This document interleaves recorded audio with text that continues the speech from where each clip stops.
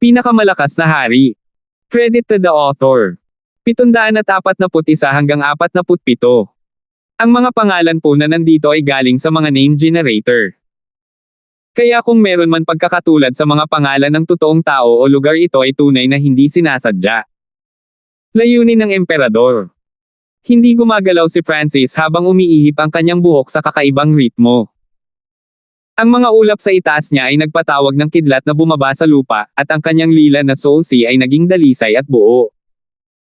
Ang kanyang mental na enerhiya ay tila sumanib sa langit at lupa, at ang mga batas nito ay naging mas malinaw. Ito ang pinakamataas na antas ng Void God Realm ng isang kaluluwa, kung saan naabot ng kaluluwa ang pagkumpleto. Kung ang kaluluwa ng isang normal na hari ay isang bato, kung gayon ang kaluluwa ng isang emperador ay isang kristal. Kahit na ang dami ng kaluluwa ay walang gaanong pagkakaiba, may malaking pagkakaiba sa kalidad. Sa sandaling ito, ang paglitaw ng isang bagong Emperor Intent ay naging sanhi ng pagkawala ng karamihan sa madilim na ulap sa itaas ng Sky Sacred Gene Palace. Layunin ng emperador. Ang Palace Master, si Lacey, at ang kumpanya ay tumingin kay Francis na may masaya at magalang na mga mata. Nangangahulugan ito na si Francis ay hindi magkakaroon ng bottleneck sa pagiging isang emperor. Sa loob ng maximum na 10 taon, si Francis ay magiging isang bagong emperador ng Kang Ocean. Kailangang malaman ng isa na ang Kang Ocean ay walang bagong emperador sa nakalipas na ilang daang taon. Ang pagsilang ng isang emperador ay lubos na makapagpapabago sa sitwasyon kahit saan. Gaya ng iniisip ko, hindi ko siya mapipigilan. Ang kalmadong mukha ng Emperor of Death sa wakas ay nagpakita ng pagiging solemna. Emperor of Death. Sino ang nakakaalam kung sino ang mamamatay sa kaninong mga kamay? Ang mga mata ni Francis ay napuno ng kumpiyansa at layunin ng labanan. Nang matapos siyang magsalita, inabot niya ang isang kamay at tinakpan ang kalangitan ng nagninangas na ambon na kumikinang sa ginto. Hu! Isang nagninangas na kuko ng wind lightning ang tila tumakip sa kalangitan habang ito ay bumagsak patungo sa Emperor of Death. Malamig nang umisi ang Emperor of Death habang ang Death Force Field sa paligid niya ay nagsimulang umikot at umikot, nagpapadala ng alon ng kamatayan pasulong na ginawang alabok ang lahat ng nasa daan nito. Bam! Boom! Ang mga kalapit na bundok ay tila sumangga sa manipis na hangin. Pang! Ang nagninangas na wind lightning claw ay nagsimulang humina habang sinasalubong nito ang alon ng kamatayan. 40% na lang ng lakas nito ang natitira sa oras na malapit na ito sa Emperor of Death. Inilabas ng Emperor of Death ang kanyang layunin, at lumitaw ang isang malagkit na madilim na dimensyon ng kamatayan. Basag! Ang imperial power ni Francis ay agad na nilamon. Ito ang domain ng kamatayan, at maaari pa itong tawaging maliit na mundo. Bulalas ng batang demigod. Naramdaman din ni Francis ang walang kapantay na puwersa ng isang munting mundo. Ito ay maraming beses na mas malakas kaysa sa normal na mga spatial na domain. Scarlet Destruction sumasabog na kamao. Si Francis ay nasa isang ganap na bagong antas na ngayon, at ang kanyang tatlong mga domain ay nakipagsagupaan sa Emperor of Death's Little World. Ang pagkakaroon ng Emperor Intent ay nagbigay daan sa Scarlet Destruction Wind Lightning ni Francis na maging mas malakas, at pinahintulutan din ito ang kanyang tatlong spatial na dimensyon na maging mas corporeal. Ang tatlong domain na kumakatawan sa kanyang kaluluwa, bloodline, at teknik ay nagsama-sama sa gininto ang suntok at pinakawalan sa gitna ng bagyo ng yelo at mga ilusyon. Ang batang demigod ay nagpalabas ng gininto ang liwanag at tila naging isang Buddha habang ginagamit niya ang kanyang Heaven Silang 18 palms para sugpuin ang Emperor of Death. Ang pinagsamang puwersa ng dalawa ay umabot sa isang ganap na bagong antas na maaari pang itulak pabalik ang mga normal na emperador. Boom! Boom! Bam! Itinuro ng Emperor of Death ang kanyang daliri, at nagsimulang mabuo ang isang whirlpool mula sa kapangyarihan ng kanyang Little World of Death. Ito ay parang isang bangin na kayang lumunin ang anuman at bawat kapangyarihan. Ang mga pag-atake ng batang demigod at Francis ay kumilos na parang mga batong lumulubog sa karagatan, na may kakaibang suo.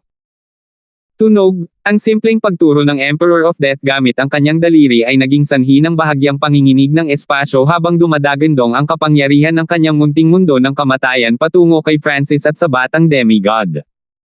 Si Francis at ang batang demigod ay pinigilan ng puwersa, at nagsimulang kumalat ang lamig sa kanilang mga katawan. Hindi maganda.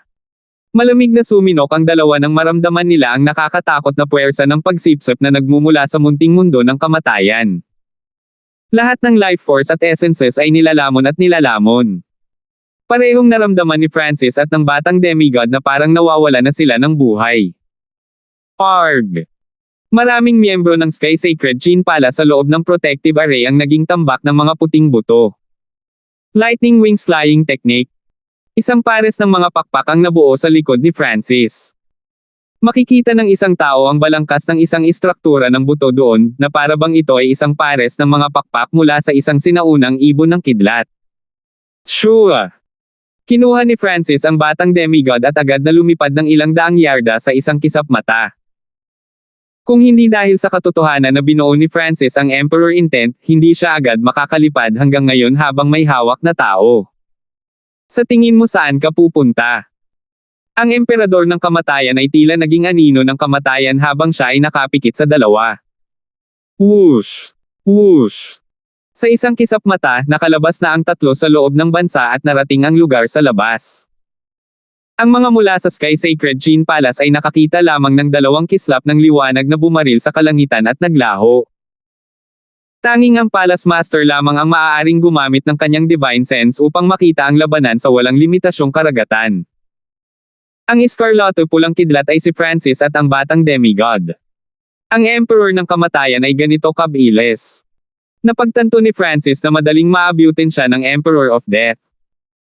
Kailangang malaman ng isa na si Francis ay bahagyang mas mabilis kaysa sa ilang Void God Realm Emperors dahil ang pagtaas ng kanyang layunin ay nagpapahintulot sa kanya na maunawaan ang pangunahing diwa ng Wings of Wind and Lightning. Guro, hindi natin matatalo ang Emperor of Death sa ngayon, mataimtim na sabi ng batang demigod. Kumikislap ang mga mata ni Francis, ngunit hindi siya sumang-ayon. Ang Emperor of Death ay madaling napigilan ang buong Sky Sacred Gene Palace sa simula pa lang. Ang lahat ng kanyang mga aspeto ay umabot sa mga limitasyon ng isang emperador. Sa ngayon, hindi nakaisip si Francis ng paraan para harapin ang immortal death body ng Emperor of Death. Ang katotohanan ito lamang ay nangangahulugan na ang Emperador ng Kamatayan ay hindi matatalo.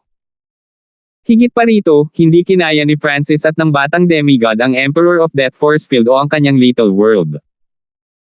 Ang Emperor of Death ay napakalakas, at siguradong matatalo ako kung hawad lang ang laban, nagpasya si Francis, at ang kanyang mga pakpak ay mas mabilis na pumutok.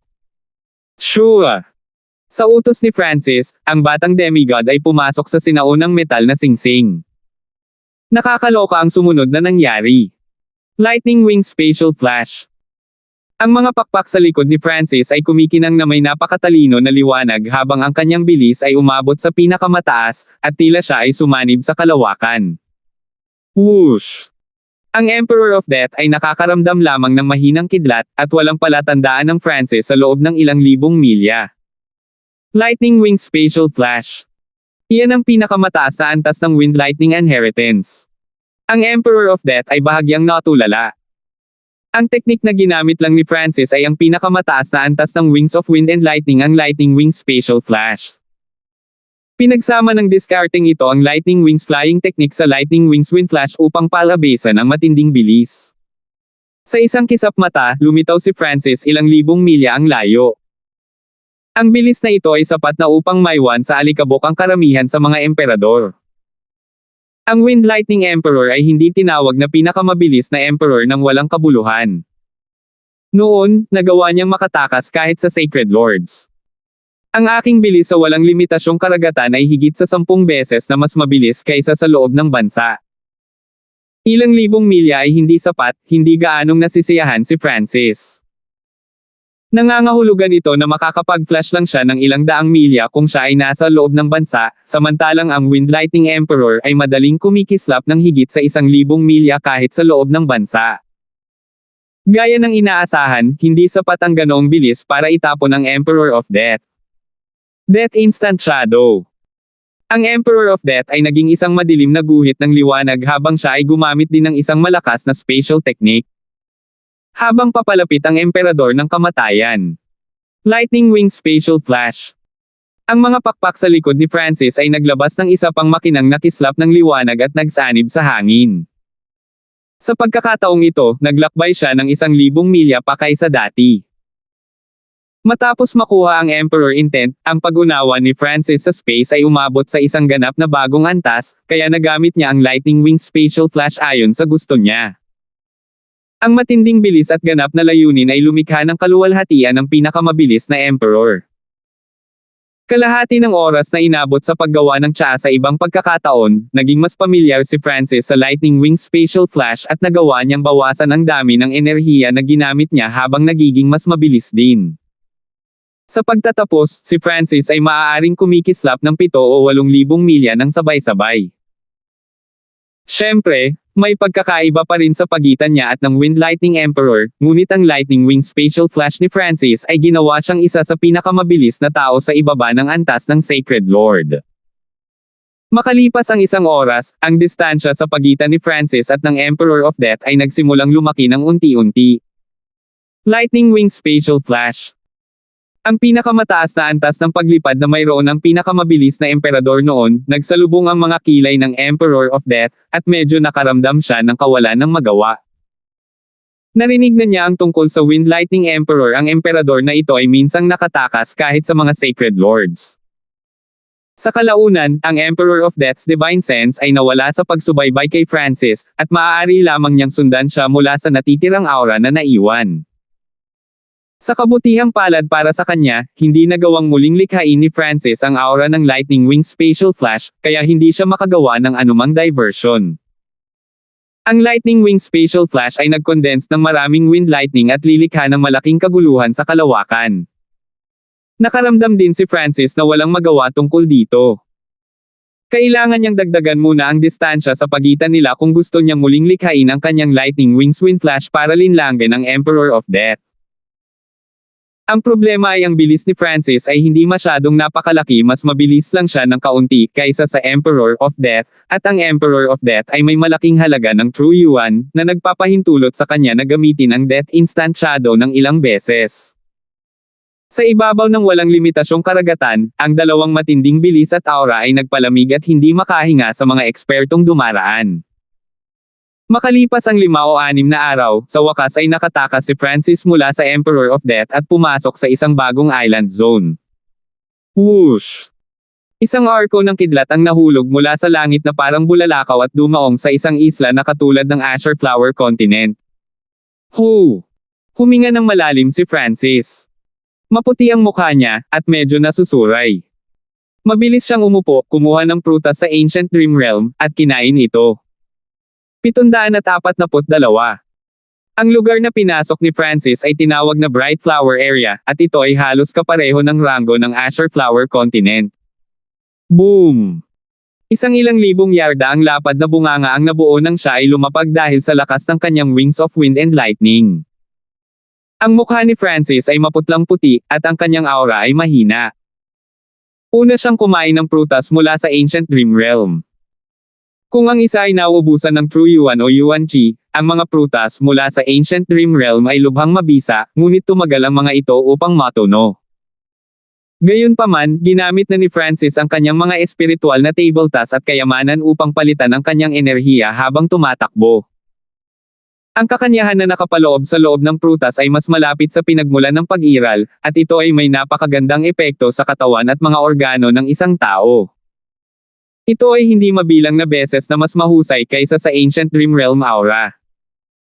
Matapos makuha ang Emperor Intent, maaaring makuha ni Francis ang prutas ng Ancient Dream Realm sa mas mabilis na bilis kaysa dati, at hindi na niya kailangang mag-alala na ang kanyang pundasyon ay hindi matatag. Sa sandaling ito, ang kanyang bawat kilos at paghinga ay humigop sa isang stream ng Heaven Earth Yuan Qi upang mapunan muli ang kanyang True Yuan Dimension. Kapag ang layunin ng isang tao ay naging mas malakas, maaari silang makabawi sa mas mabilis na bilis, at ang bilis ng pagbawi ng bloodline ng 10,000 ancient races ay ilang beses na mas mahusay kaysa sa mga normal na bloodline. Sa loob ng isang araw, nabawi ni Francis ang karamihan sa kanyang Yuan Qi at enerhiya, at ang kanyang paglilinang ay naging mas malakas pa pagkatapos kumain ng prutas. Ipinakalat din ni Francis ang 10,000 Divine Thoughts Technique at Multitask. Mahigit 100 kakaibang kidlat ng mga simbolo ang lumitaw sa kanyang Purple Soul Sea. Ang kanilang mga aura ay madilim at sila ay kumikinang sa isang madilim na liwanag. Ang mga simbolo ng kidlat na ito ay konektado sa isa't isa na bumubuo ng isang uri ng circuit. Pagkatapos magkaroon ng mas malalim na pag-unawa sa God Tribulation Lightning Intent at pagbuo ng Emperor Intent, dahan-daang magagamit ni Francis ang kapangyarihang ito ng maayos. Gayunpaman, ang bilis ng pagbawi ng God Tribulation Lightning ay napakabagal, kaya kailangang mag-ingat si Francis kapag ginamit niya ito. Maghihintay ako hanggang sa magkaroon ako ng ilang daang wisps. Sa puntong iyon, mas magiging banta ito sa Emperor of Death. Kung kaya kung sumipsip ng higit sa 1,000 wisps, magiging walang kapantay ako laban sa lahat ng nasa ibaba ng Mystic Light Realm, kumislap ang mga mata ni Francis. Sa ngayon, ang Scarlet Destruction ay flame lang ang maaaring magbanta sa Emperor of Death's immortal death body at halos hindi magdulot ng pinsala. Kidlat ng kapigatian ng Diyos. Mga pakpak ng hangin at kidlat. Kidlat ng hangin na pagkasira ng Scarlet Gold. Si Francis ay may 3 direksyon sa kanyang isip na maaaring magpapataas ng kanyang lakas. Ang Wings of Wind at Lightning ay napakahalaga dahil halos bilis ang mga ito. May 2 pang iniisip si Francis, ang pag-unawa sa Lightning Wing Spatial Flash at ang pag-unawa sa Scarlet Gold Destruction Wind Lightning. Sa pagbuo ng Emperor Intent, ang bilis ng pag-unawa ni Francis ay tumaas ng husto, at anumang mga bottleneck mula noon ay madaling masira. Habang naglilinang si Francis, hindi niya alam na malakas ang epekto ng kanyang pagdating sa Bright Flower Area. Whoosh! Whoosh! Whoosh! Lumitaw ang tunog ng paglipad at tinungo ang bunganga kung saan tinutuluyan ni Francis. Diyan mismo. May bumaba mula sa langit doon. Malamang, ito ay isang meteorite na hindi pa nakikita, at mayroon itong magandang kidlat. Ang lakas ng impact ay sapat na siguro para pumatay ng isang soberano. Ang ilan sa mga figure sa hangin ay nagsabi sa isa't isa. Si Francis ay parang meteorite na puno ng kidlat habang siya ay bumaba mula sa walang limitasyong karagatan. Sa mata ng iba't ibang puwersa, ito ay isang tanda mula sa langit. Maaaring ito ay isang pambihirang bato mula sa labas ng mundo o isang uri ng kayamanan. Gayunpaman, mayroong isang napakalaking aura sa 1,000 yarda ang lapad na bunganga na naging dahilan upang hindi makalapit ang mga kalapit na nilalang. Ang tunog ng paglipad ay nagmula sa ibang direksyon. Ang pinakamahina sa mga dumating ay nasa True Lord rank habang ang pinakamalakas ay umabot sa late stage na Small Origin Core Realm. Ang sitwasyon sa loob ng Bright Flower Continent ay katulad ng Azure Flower Continent, walang Void God Realm Kings. Ang pinakamalakas na angkan dito ay 1.5 bituin lamang. Sa makatuwid, ang lahat ng dumating ay ang mga dalubhasa sa tuktok ng lugar. Napakalakas ng puwersa ng langit at lupa. Ang mga dalubhasang ito sa tuktok ay nakaramdam ng hindi nahaharang na puwersa ng langit at lupa nang sila ay malapit na, at ang mga ulap ng wind lightning ay lumitaw sa hangin. Mukhang hindi ito isang uri ng kayamanan. Mayroong humigit kumulang 20 eksperto sa loob ng bansa dito, ngunit hindi nila naabot sa loob ng 200 milya mula sa bunganga. Ang mga ekspertong ito ay hindi pa nakakita ng Void God Realm Kings dati. Sa katotohanan, lahat ito ay dulot ng mental energy ni Francis, ngunit wala sa mga ekspertong ito ang nakaisip ng ganoong bagay dahil ang kapangyarihan at kadakilaan nito ay lumampas sa kanilang kaalaman. Kahit na ang spiritual sense ko ay napigilan. Ang isang Origin Core Realm Sovereign ay nagawang umabot ng 100 milya at nakaramdam ng hindi makahinga. Naramdaman ng cultivation na si Francis na papalapit na ang mga figure, ngunit hindi siya nag-abala sa kanila. Gusto niyang madagdagan ang kanyang cultivation sa lalong madaling panahon, kaya kailangan niyang gamitin ang Emperor Intent. Nangangahulugan ito na ang ganitong eksena ay lalabas kahit saan siya magpunta, ngunit walang sinuman sa mga eksperto ang makakaabot sa loob ng 1,000 yarda ng Francis. Dahil lamang sa lakas ng kanyang paglilinang, hindi na makalapit ang sinumang nasa ilalim ng isang soberanong Panginoon. Gaya ng inaasahan, wala sa mga inland expert na ito ang nakaabot sa loob ng 100 milya mula sa kanya, at hindi nila naramdaman ang pag-iral ni Francis. Pagkalipas ng 3 araw. Sa Emperor Intent, iba talaga ang paglilinang. Si Francis ay kumain ng isa pang prutas. Sa kagubatan ng Ancient Dream Realm, mahigit 20 prutas sa puno ang binabantayan ng mga alagang hayop ni Francis, ang ahas at ang ibon. Inalis muna ni Francis ang mga hinog na prutas, at ang kanyang paglilinang ay nagsisimula ng magsara sa gitnang yugto ng Void God Realm. Tinataya niya na kung magtatanim siya ng mapayapa sa loob ng 2 buwan at kumain pa ng 10 prutas, maaabot niya ang gitnang yugto ng Void God Realm. Ang Emperor Intent ay lubos na nagpapataas ng bilis ng paglilinang. Guro, kung kakainin ko ang isa sa mga espiritual na prutas na iyon, ang aking Golden Kun Sacred Body ay maaaring makapasok sa mababang yugto ng Mastery, at mabilis akong makabawi sa aking lakas. Kung kukuha pa ako ng higit pang mga mapagkukunan, hindi ako malalayo sa gitnang yugto ng Void God Realm. Tunog ng boses ng batang demigod. Napagtanto niya na ang prutas na ito na may aura ng Ancient Dream Realm ay 12-dosenang beses na mas mahusay kaysa sa iba pang spiritual fruits. Ang batang demigod ay napakatalino at gumawa ng kanyang kahilingan noong nasa panganib si Francis. Sa ilalim ng mga normal na sitwasyon, tiyak na hindi sasang-ayon si Francis. Gayunpaman, naisip ito ni Francis at binigyan ang batang demigod ng 5 prutas ng Ancient Dream Realm. Malaki ang papel ng batang demigod sa paglaban sa Emperor of Death. Maaaring limitahan ng kanyang sacred body at heaven seal ang 18 palms ang kapangyarihan at layunin ng Emperor of Death, na nangangahulugan na ang Emperor of Death na kinakaharap nila noon ay wala pa sa kanyang buong lakas, kung hindi, si Francis ay nasugatan ng husto kung hindi namatay. Alam ni Francis na ang batang demigod ay hindi tunay na tapat sa kanya. Ang pinakamalaking hiling ng batang demigod ay makakuha ng mga mapagkukunan at mabawi ang kanyang lakas na demigod. Munting Cain, kung hindi ka lalabas ng todo sa darating na labanan, mahigpit kong hihigpitan ang iyong mga mapagkukunan, dagdag ni Francis, at tumalon ang puso ng batang demigod. Napansin ba ni Francis na hindi niya ginamit ang buong lakas niya noon? Sa totoo lang, pagkatapos mabawi sa Void God Realm, ang batang demigod ay maaaring gumamit ng marami pang mga diskarte. Sa loob ng 1,000 yarda na malawak na bunganga, si Francis at ang batang demigod ay parehong naglilinang. Ang pagkakaiba ay ginagamit ni Francis ang 10,000 Divine Thoughts technique at hinati ang kanyang mga iniisip sa ilan upang makapag-multitask.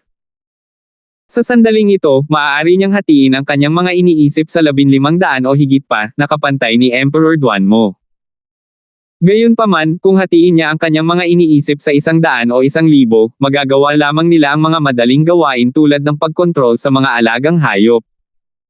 4 o 5 lang ang talagang makakagawa ng mas komplikadong mga gawain.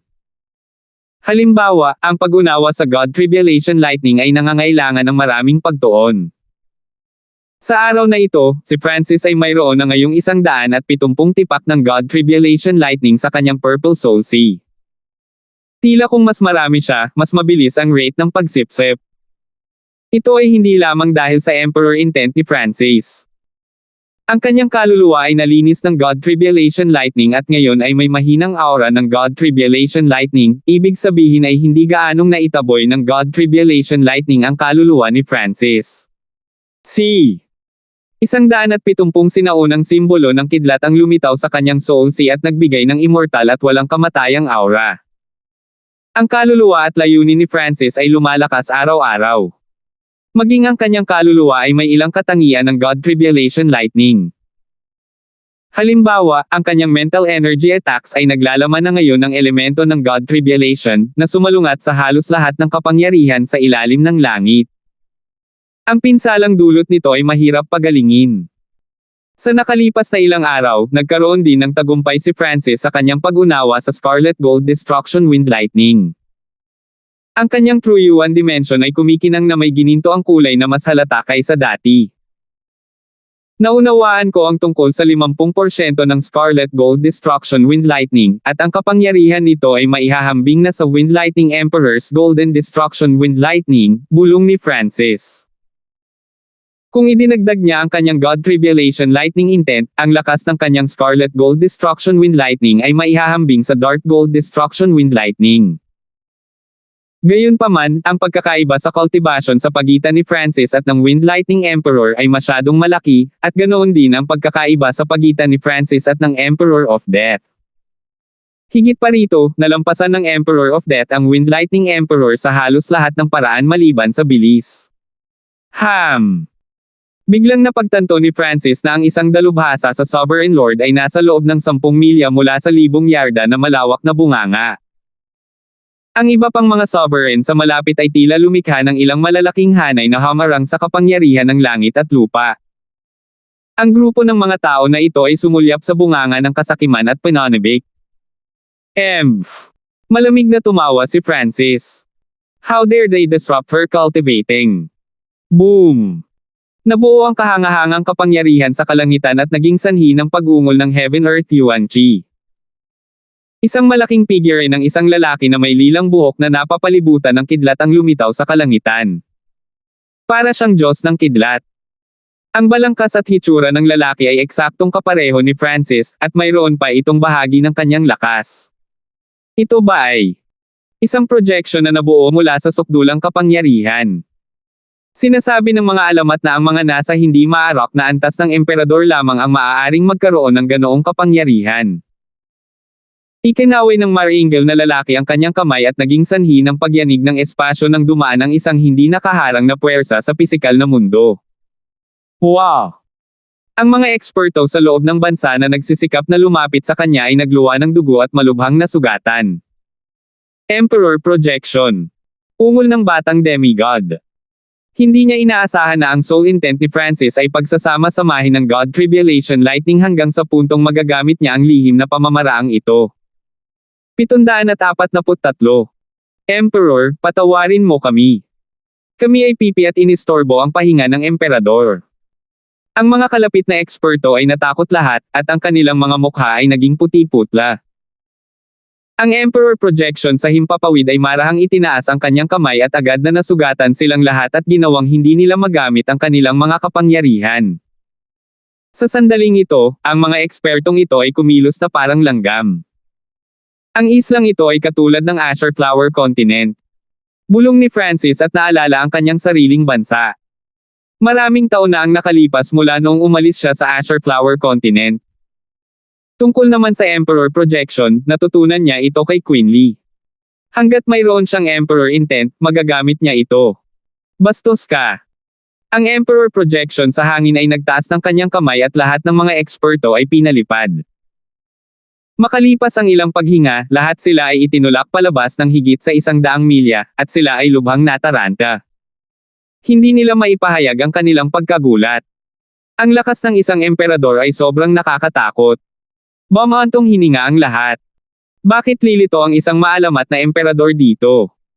Ang pinakamalakas dito ay mga sovereign lords, at sila lang ang nakakita ng Void God Realm. Gayunpaman, walang bagong emperador sa islang zone na ito sa nakalipas na 10,000 taon. Kahit na ang mga normal na 2-star sects at 2.5-star forces ay malamang na walang emperor. Kadalasan, ang mga pinakamataas na sekta na may 2 bituin lamang ang may mga emperador na nagbabantay sa kanila. Lahat, umalis na. Mabilis na umatras ang mga ekspertong ito. Kung nagbago ang isip ng emperador, maaari niyang patayin ang mga ito sa isang pag-iisip lamang. Sa loob ng 1,000 yarda na bunganga, si Francis ay umupo muli, at ang sorpresa ng batang demigod ay nagsimulang maglaho. Masyadong nakakatakot ang bloodline, comprehension, at potential ni Francis, lalo na pagkatapos niyang matagumpay na makuha ang God Tribulation Lightning, nakaramdam ng matinding pressure ang batang demigod. Kung magpapatuloy ito, ang mga tagumpay ni Francis sa hinaharap ay maaaring malampasan ang kanyang sarili. Siyempre, iyon ay kung makakaligtas lamang si Francis sa pursuit of death.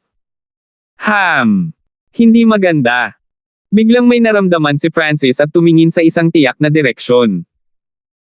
Sa sumunod na sandali, isang madilim na sinag ng liwanag ang dumaan sa barrier ng Bright Flower Area at naging sanhi ng pagdilim ng kalangitan. Para bang dumating ang araw ng katapusan at magsisimula na ang isang madilim na panahon. Layunin ng kamatayan. Isang layunin ng emperador. Ang mga eksperto na kaka-atres lang ay parang nahulog sila sa bangin at hindi na makontrol ang kanilang buhay. Pinuno ng kapangyarihan ng kamatayan ang hangin at winasak ang lahat ng palatandaan ng buhay sa landas nito. Napakabilis. Nagkatinginan si Francis at ang batang demigod at walang pag-aalinlangan na pumunta sa Emperor of Death. Kidlat na wings wind flash. Isang pares ng Scarlotte gintong pakpak na natatakpan ng wind lightning ang nabuo sa likod ni Francis at nagpatawag ng Scarlotte gintong bagyo na naglalaman ng magulong aura ng pagkasira. Boom! Lumipad sa ere si Francis at nakipagsagupaan ng husto laban sa Emperor of Death. Kung ikukumpara noong siya ay nasa Sky Sacred Jin Palace, ang lakas ni Francis ay kalahating antas na mas mataas. Death Force Field.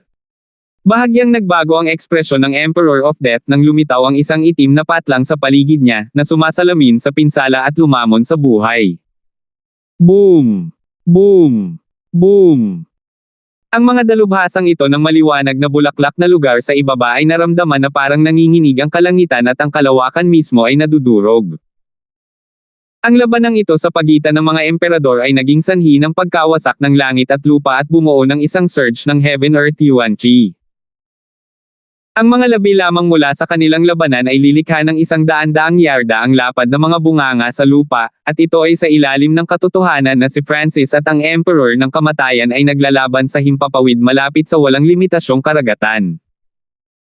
Kung hindi ito ang kaso, ang labanan sa pagitan ng mga emperador ay magiging isang sakuna para sa buong lugar.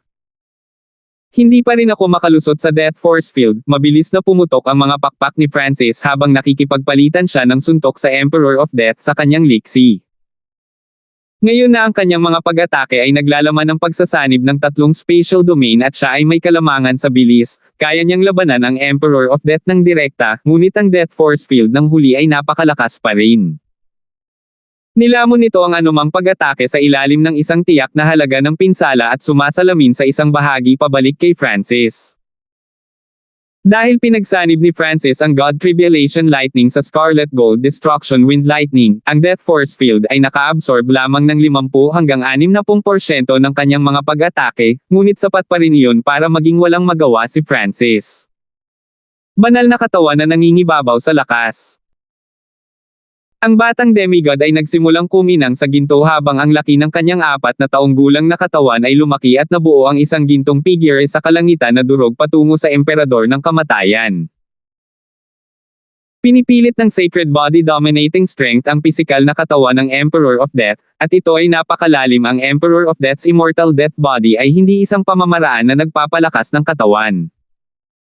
Ang langit ay nagtatatak ng 18 palad.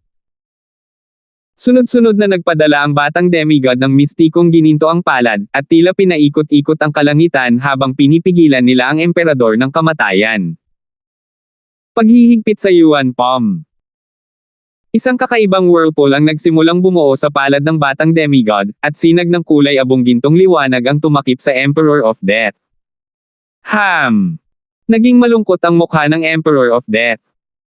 Ang kapangyarihan ng kamatayan at lahat ng uri ng Yuan Qi sa paligid niya ay huminto sa pag-agos ng kasingkinis. Siya ay isang pinakamataas na emperador na ang kapangyarihan ng kamatayan ay namumukod tangi. Kung ito ay isang normal na hari sa kanyang lugar, ang karamihan ng kanilang lakas ay magiging frozen.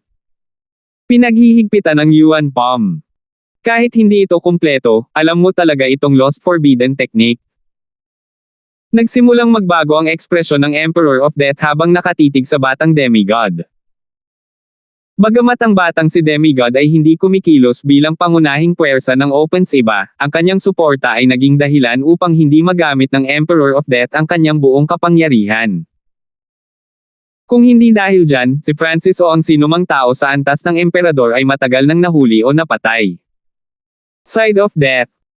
Ang Emperador ng Kamatayan ay nagsimulang mag-condense ng isang itim na karit sa kanyang kamay na napapalibutan ng kapangyarihan ng kamatayan. Whoosh! Whoosh! Shoo! Ang higanteng side ay naglaslas sa hangin at pinuri ang Death Force Field, na napilitang bumalik si Francis at ang batang demigod. Wow! Ang lihim na pamamaraan ng batang demigod ay pilit na winasak, dahilan upang agad itong magluwa ng isang subo ng dugo. Shoo! Isang madugong sugat ang naiwan sa maselang kaliskis ni Francis, ngunit mabilis itong gumaling. Ang buong lugar ay sakop ng Side of Death. Ang normal kings ay ilang beses nang namatay. Ang mga pag-atake ni Francis at ng batang demigod ay sasagutin ng Death Force Field at gagamitin para palakasin ang Side of Death. Siya ay masyadong malakas, ang batang demigod ay natigilan sa pagharap sa galit na Emperor of Death. Kailangang malaman ng isa na, nang si Francis at ang batang demigod ay nagsama, ang kanilang lakas sa pakikipaglaban ay kahit man lang sa maikling panahon halos maihahambing sa kay Queen Lee. Lightning Wing Spatial Flash.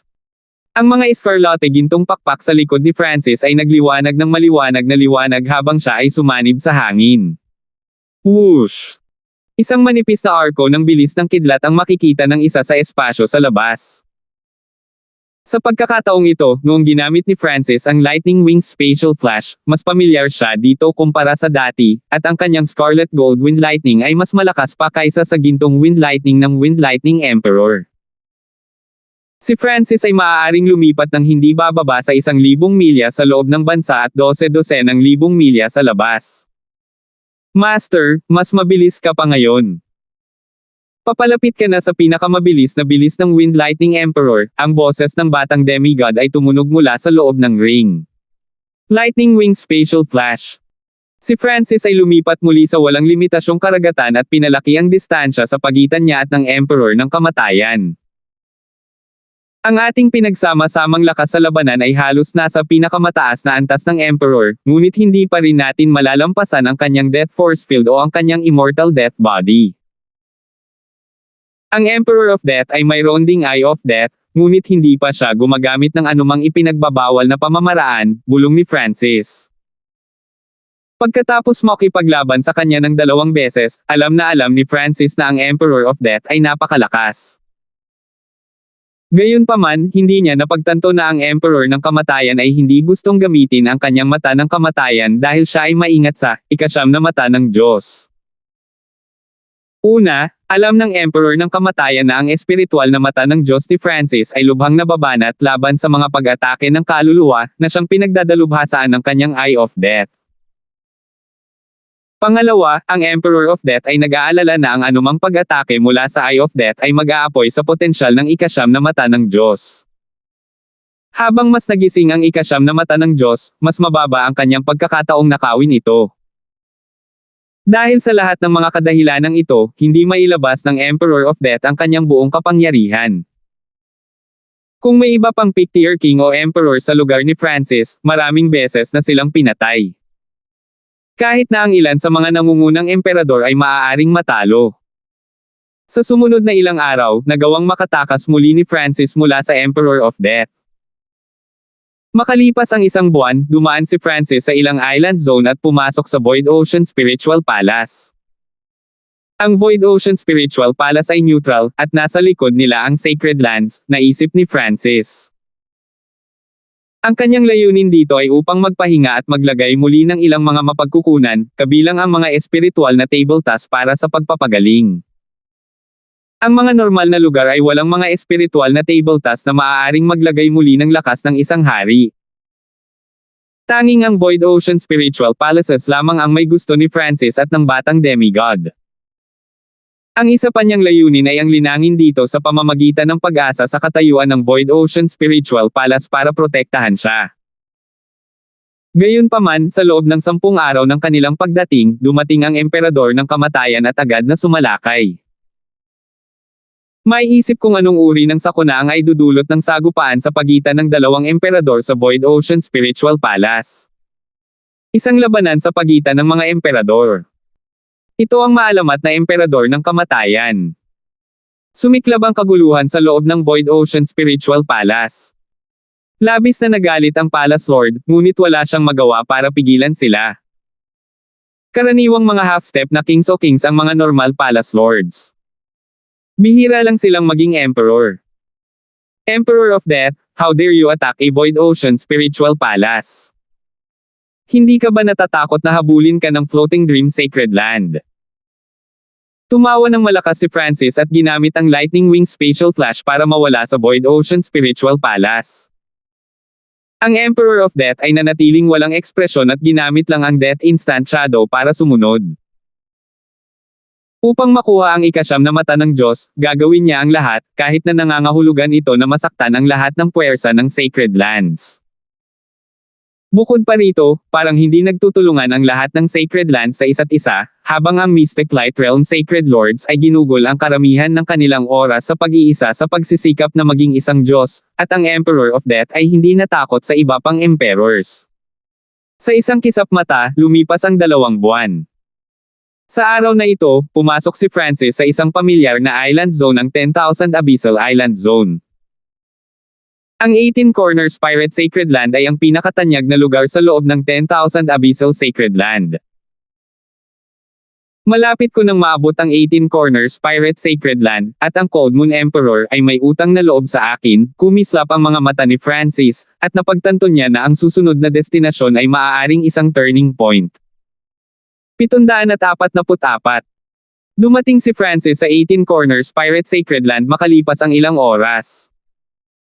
Hindi niya itinago ang kanyang King Aura, at ang kanyang mga pakpak ay lumikha ng isang windstorm habang siya ay lumilipad. Lahat ng elite sa 18 Corners Pirate Sacred Land ay natulala sa aura ni Francis, at nakilala siya ng ilan sa kanila. Whoosh! Kumaway ang mga pakpak ni Francis nang mapunta siya sa barko ng Pirate King. Francis, ikaw ito. Ang Pirate King ay isang kamakailang karagdagan na may kalbo ang ulo. Hindi siya kilala ni Francis, ngunit nakilala ng kalbong hari si Francis. Personal niyang nasaksihan ang lakas ni Francis sa Sacred Land na mana ng Pirate Emperor at kung paano siya nag-iisang nagpasya kung sino ang magiging Emperor. Nasaan ang Cold Moon Emperor? Kahit na hindi siya kilala ni Francis, hindi iyon naging hadlang sa kanyang pagtatanong tungkol sa lokasyon ng Cold Moon Emperor. Naramdaman ng kalbong hari ang aura na nagmumula kay Francis at sumagot ng magalang. Sa ilalim ng gabay ng kalbong hari, lumipad si Francis sa isang tiyak na direksyon. Makalipas ang isang oras, nagsara si Francis sa isang malaking kastilyo na binubuo ng ilang barko. Parang isang maliit na isla, at iba't ibang puno, gusali, at tulay ang makikita dito. Matapos makoronahan ang bagong Pirate Emperor, pinanday ng mga pirata ang kastilyong ito, na pinangalan ng Pirate Emperor Imperial Court. Ang pinuno ng Pirate Emperor Imperial Court ay malinaw na ang Pirate Emperor ang Cold Moon Emperor. Ang pagdating ni Francis ay naging dahilan upang magkaroon ng talakayan ng Pirate Emperor Imperial Court. Hindi lamang nalampasan ng aura ni Francis ang karamihan sa mga hari, kilala siya ng karamihan sa mga pirata sa itaas na echelon. Hindi nagtagal ay sinalubong si Francis ng ilang Pirate Kings, kabilang ang lalaking may gininto ang buhok at ang may mahabang balbas. Francis, mayroon ka talagang oras para pumunta sa Pirate Emperor Imperial Court.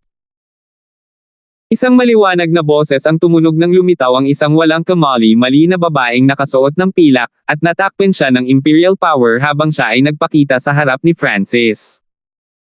Siya ay may perpektong katawan at isang korona sa kanyang ulo. Sa likod niya ay may espada at talam. Ang Cold Moon Emperor ay napaliligiran ng liwanag ng buwan habang nakangiti siya kay Francis. Pagkatapos ng ilang salita ng pagbati, iminungkahi ni Francis na mag-usap sila ng pribado, at ang pagkilos na ito ay naging sanhi ng pagkainggit ng maraming pirata dahil ang Cold Moon Emperor ay sumang-ayon ng walang pag-aalinlangan. Higit pa rito, ang seryoso at matatag na Cold Moon Emperor ay nagsimulang ngumiti nang makita niya si Francis. Whoosh! Si Francis ay naging isang kidlat at lumipad sa himpapawid sa ilalim ng surge ng Emperor Intent. Layunin ng Emperador. Ang mga pirata sa itaas na echelon sa Pirate Emperor Imperial Court ay bumulalas. Napatulala sila. Ang sorpresa at paghanga ay lumitaw sa mga mata ng Cold Moon Emperor. Kailangan niyang aminin na ang paglaki ni Francis ay mas mabilis kaysa sa inaasahan. Hindi nakakagulat na hindi siya interesado sa trono ng Pirate Emperor. Pagkaraan ng ilang sandali, si Francis at ang Cold Moon Emperor ay lumulutang sa isang lugar sa ibabaw ng walang limitasyong karagatan na direktang tanaw ng sikat ng araw, at ang lugar na ito ay maaari pang sirain ang mga kaluluwa at katawan ng mga normal na hari. Francis, hindi ka pumunta dito para lang bumisita, di ba? Tanong ng Cold Moon Emperor. Sa isip niya, si Francis ay isang cultivation maniac at hindi interesado sa status. Nang walang pag-aalinlangan, sinabi ni Francis sa kanya kung bakit siya dumating. Sa prosesong ito, ang pagkabigla ay lumitaw sa mukha ng Cold Moon Emperor, at ang kanyang ekspresyon ay kapansin-pansing nagbago. Hindi lang dahil sa katanyagan ng Emperor of Death, ito ay dahil din sa maaaring makipag-away si Francis sa Emperor of Death ng direkta at mabubuhay pa rin ng matagal. Kung hindi dahil sa mabilis akong tumakbo, patay na ako. Pero ngayong lumakas na tayo, hindi imposibleng talunin natin ang Emperor of Death. Lumitaw ang apoy ng layunin ng labanan sa mga mata ni Francis. Ang layunin ng labanan na ito ay naglalaman din ng kanyang galit. Si Francis ay hindi kailanman napahiya ng ganito mula noong nagsimula siyang magtanim. Francis, may utang na loob ako sa iyo at ibibigay ko ang lahat. Hindi ako makasigurado na mananalo tayo, ngunit naniniwala ako na kahit papaano ay makakayanan natin ang ating paninindigan, mapagpasyang sabi ng Cold Moon Emperor. Kung hindi dahil sa tulong ni Francis, hinding-hindi niya makukuha ang trono ng Pirate Emperor at naging Void God Realm Emperor. Ang boses ng Cold Moon Emperor ay naglalaman ng matinding kumpiyansa. Alam ni Francis na ang Cold Moon Emperor ay ang bagong Pirate Emperor, ibig sabihin, paprotektahan siya ng Pirate Sacred Land. Ang korona sa kanyang ulo ay nagbigay daan sa kanya na huwag matakot sa sinumang emperador sa susunod na dekada, ngunit hindi rin siya makaalis sa Pirate Sacred Land sa loob ng 10 taon. Ang proteksyong ito ay limitado lamang sa Pirate Sacred Land. Ang lahat ng ito ay pinlano ng unang Pirate Emperor sa Heaven's Legacy Secret Realm. Ito ay dahil dito na ang trono ay maaaring maipasa sa mahabang panahon. Nang maglaon sa araw na iyon, pumasok si Francis sa isang napakalaking tiwangwang na kanya na katulad ng 8 Desolate Mountain. Masama ang kapaligiran dito, at ang buong lugar ay natabunan ng bagyo. Ang ilang iba pang mga kanyon ay may iba't ibang mga mortal at inapo ng ilang mga pirata, ngunit halos walang nakatira sa kanyon na ito. Ang dahilan kung bakit niya pinili ang lugar na ito ay upang matiyak na walang mga inosente ang masasaktan sa darating na laban. Francis, magpahinga ka muna dito. Kung may kailangan ka, sabihin mo lang sa akin. Nag-iwan ang Cold Moon Emperor ng communication token na hugis kalahating buwan. Tumango si Francis at pumasok sa pag-iisa kasama ang batang demigod. Matapos makipaglaban ng maraming beses, ang kanilang mga cultivation ay nadagdagan, at napunan nila ang kanilang mga mapagkukunan sa Void Ocean Spiritual Palace kanina. Naabsorb ko na ang higit sa 200 wisps ng God Tribulation Lightning ngayon. Mahigit sa 200 simbolo ng kidlat ang makikita sa kanyang purple na soul sea, at lahat sila ay nagliliwanag ng immortal at walang kamatayang aura. Nagkaroon ng hindi lamang isang pagtaas sa dami. Ang mga simbolo na ito ay mas pinaikli kaysa dati. Ang pangunawa ni Francis sa Scarlet Gold Destruction Wind Lightning ay umabot na sa 50 hanggang 60%, at ngayon ay pinagsama niya ang higit sa 2 beses na mas maraming God Tribulation Intent dito. Weng! Lumitaw ang isang layer ng maselang kaliskis sa paligid ng katawan ni Francis, at ang aura ng bloodline ng 10,000 ancient races ay naging mas malakas. Ang pagtaas sa cultivation at body strength ay maaari ring gawing mas malakas ang bloodline ng isang tao at mapataas ang potensyal nito. Ang mga normal na bloodline ay aabot sa kanilang limitasyon sa Sovereign Lord rank o King rank, ngunit para sa isang 10,000 ancient races bloodline, ang Origin Core Realm ay isang panimula lamang. Kahit na ang antas ng hari ay itinuturing lamang na isang yugto ng pagkabata. Sa nakalipas na ilang araw, ang bloodline ng Mystic Eye-Scaled Race at ang bloodline ng God Spiritual ay lumakas at mas nagising. Napagtanto ni Francis na hindi lang ito dahil sa kanyang cultivation ng prutas mula sa Ancient Dream Realm ay may bahagi rin. Makikita ng isang tao kung gaano kabisa ang mga prutas na ito sa pamamagitan ng pagtingin sa kung paano ito gusto ng batang demigod. Sa pag-iisip hanggang dito, kumain si Francis ng isa pang prutas. 15 na lang ang natitira. Paunti-unti ang mga prutas sa puno, at 5 sa mga ito ay nabuo lamang at hindi mahinog hanggang sa ilang taon. Sa isang kisap mata, lumipas ang karamihan sa isang buwan, at ginamit ni Francis at ng batang demigod ang lahat ng kanilang oras sa paglilinang. Pagkatapos kumain ng 3 prutas at gumamit ng isang grupo ng mga kayamanan, sa wakas ay bumagsak ang pagtatanim ni Francis. Mga gitnang yugto ng Void God Realm. Ang True Yuan Dimension ni Francis ay kumikinang ng eskarlata at ginto. Ang laki nito ay nadouble kumpara sa mga unang yugto ng Void God Realm. Nangangahulugan ito na mas matibay ang pundasyon at base ni Francis, na nagpapahintulot sa kanya na lumaban ng mahabang pakikipaglaban sa mga emperor sa tulong ng kanyang emperor intent at 10,000 ancient races na bloodline na nagbigay sa kanya ng mabilis na paggaling. Ang batang demigod ay kumain ng kabuoang 5 prutas, at mabilis na nakabawi ang kanyang lakas. Ang kanyang Golden Kun Sacred Body ay umabot na sa mga unang yugto ng ika-5 antas, at halos hominin niya ang mga emperor sa kanyang pisikal na katawan lamang.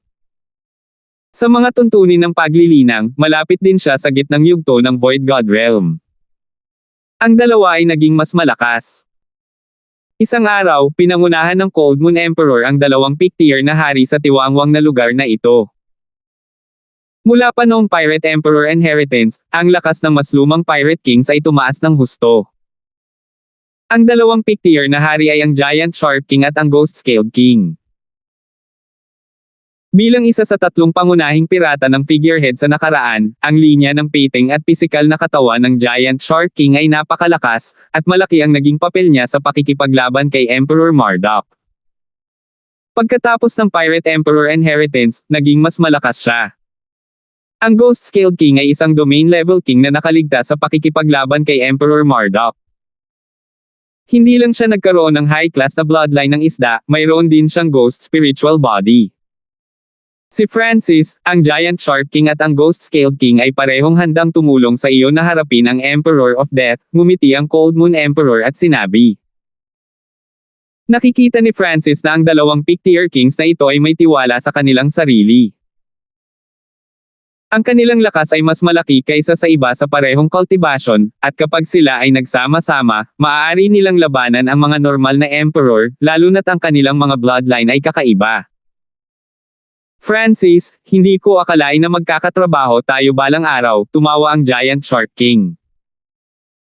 Parehong alam ng peak tier kings ang tungkol sa nakakatakot na potensyal at paglaki ng bloodline ng Mystic Eye-Scaled race ni Francis.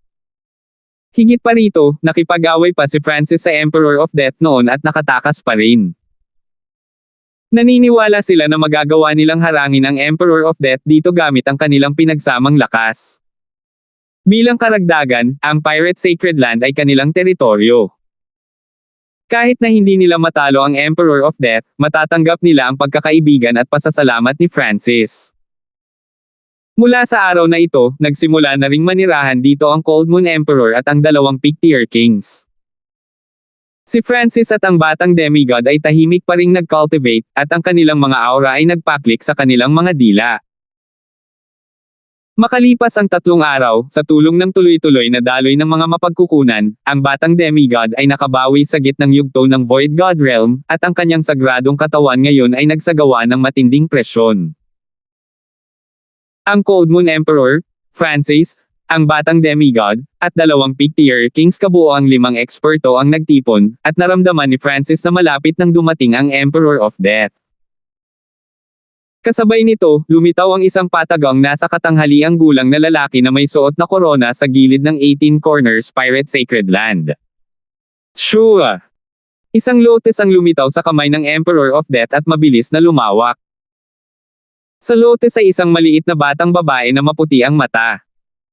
Nasa Pirate Sacred Land si Francis.